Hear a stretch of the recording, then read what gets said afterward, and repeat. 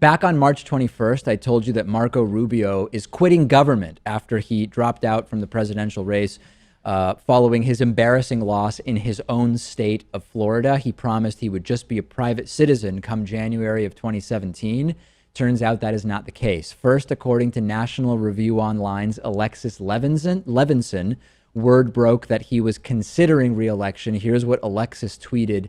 I believe it was yesterday. Rubio has begun telling colleagues in Congress he's running, according to two sources familiar with the conversations. And then not that long afterwards, we heard it from ABC News. Indeed, just in, Marco Rubio will run for re-election. Sources confirm to Tom Lamas at ABC.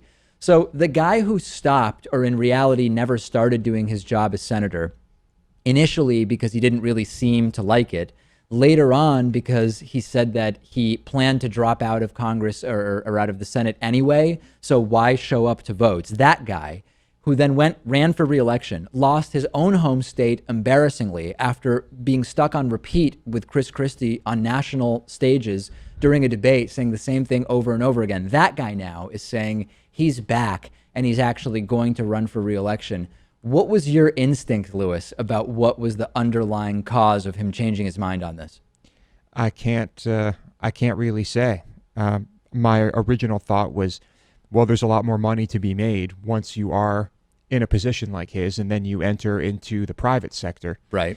And so, but he could do that now. He could do that. Well, maybe that prospect that didn't look so good after doing a bit more research or talking to people. He wasn't getting the lobbyist job offers. Maybe I thought there could be like a broader Republican strategy, which is Alan Grayson is running for the seat that Marco Rubio was expected to vacate, and it's become clearer that the Senate could be at risk for Republicans, at least partially because of Donald Trump running as the presumptive Republican nominee.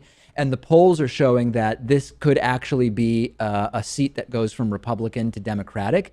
So the idea could be, hey, Marco, we need you to run for re-election. Marco Rubio instantly 10 points ahead of Alan Grayson in that race. That's sort of one possibility.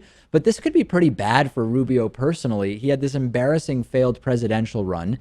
He's on record as just not liking being a senator and not showing up and not voting.